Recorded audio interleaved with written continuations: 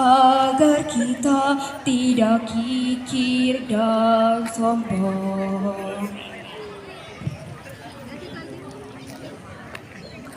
Assalamualaikum warahmatullahi wabarakatuh. Perkenalkan, nama saya Yurisa Putri Karin Wilkis. Saya di sini akan menyampaikan cerita asal-usul Batu Kuwung. Legenda Batu Kuwung, kisah dari Provinsi Banten. Alkisah, pada zaman dahulu kala, hidup seorang kepala desa yang tidak disukai oleh rakyatnya. Karena ia sangat sewenang-wenang terhadap rakyatnya. Si kepala desa itu menguasai seluruh lahan pertanian dan memperkerjakan rakyatnya dengan upah yang sangat rendah. Bagi rakyat yang membangkang perintahnya, si kepala desa tidak segan-segan memerintahkan anak buahnya untuk melakukan penyiksaan. Memimpin dengan sewenang-wenang dan kejam membuat si kepala desa itu mudah mengumpulkan harta. Tidak terhitung jumlah kekayaannya dari hasil memeras keringat rakyat. Ketika rakyatnya kekurangan makan, si kepala desa justru makan dengan makanan yang berlebihan setiap harinya. Suatu hari, datanglah seorang kakek tua ke rumah si kepala desa. Kakek itu terlihat kumal dan seperti pengemis. "Hei pengemis tua, pergilah dari sini. Cepat menyingkir atau aku akan menyiksamu," kata pengawal desa. "Hei, ada apa ini ribut-ribut? Kalian mengganggu istirahatku saja." Pak kepala desa, ada seorang pengemis tua datang. Cepat usir pengemis itu." Sepertinya tidak ada pilihan lain. Kakek itu pun pergi meninggalkan rumah si kepala desa. Keesokan harinya, kakek itu datang lagi. Si kepala desa langsung memerintahkan anak buahnya untuk mengusirnya. Di hari yang ketiga, kakek itu datang lagi. Bedanya, kakek itu hanya diam di tempat walaupun sudah diusir secara kasar.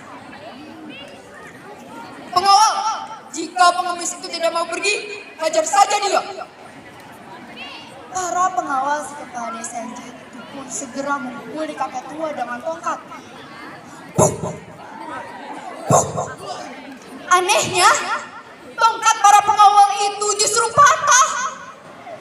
Lebih aneh lagi, para pengawal jatuh terkapar di tanah sambil mengerang kesakitan.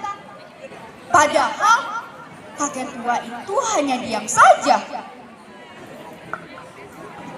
"Hei kepala desa, aku datang ke sini secara baik-baik.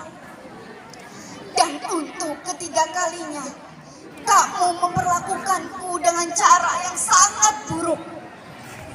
Aku datang ke sini untuk memberimu peringatan. Tunggulah esok pagi dan lihatlah hasil dari perbuatanmu selama ini. Semua orang akan menerima akibat dari perbuatan buruknya. Camkan itu." Malam harinya, si kepala desa menjadi sulit tidur karena rasa takutnya mendengar apa yang dikatakan oleh kakek tua itu. Sampai akhirnya kepala desa itu pun tertidur. Pagi harinya kepala desa terkejut karena melihat tubuhnya tidak bisa digerakkan. Tubuhku mengapa tidak bisa digerakkan? Pengawal, tolong!"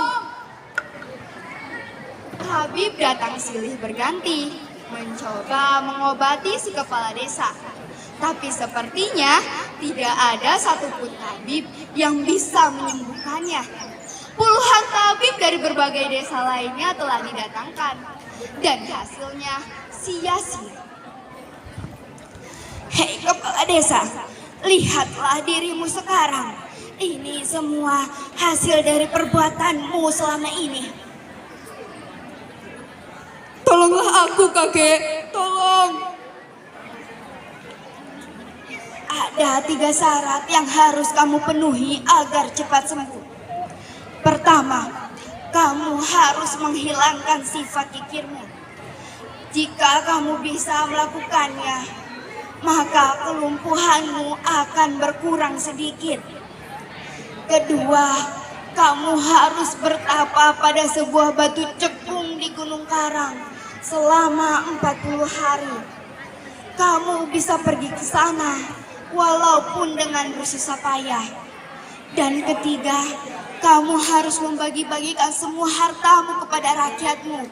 Semua harta itu telah kamu dapatkan dengan cara yang tidak benar, sehingga kamu memakan apa yang bukan menjadi hakmu.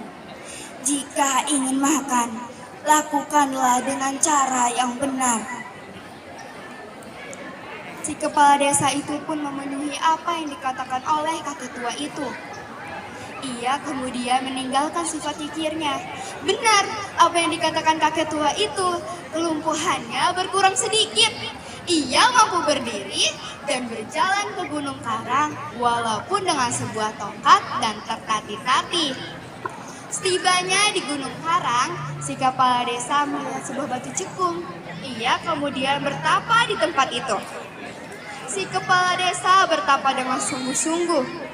Hari demi hari ia lalui dan berbagai cobaan di sekitarnya. Teriknya siang, angin kencang, dan malam hari yang menggigil. Dilaluinya tanpa menyerah. Di hari yang ke-40, tiba-tiba saja di dekat tempat si kepala desa itu bertapa, muncullah sumber mata air panas. Melihat keluarnya sumber mata air panas, si kepala desa menghentikan pertapaannya. Ia kemudian berendam di sumber mata air tersebut.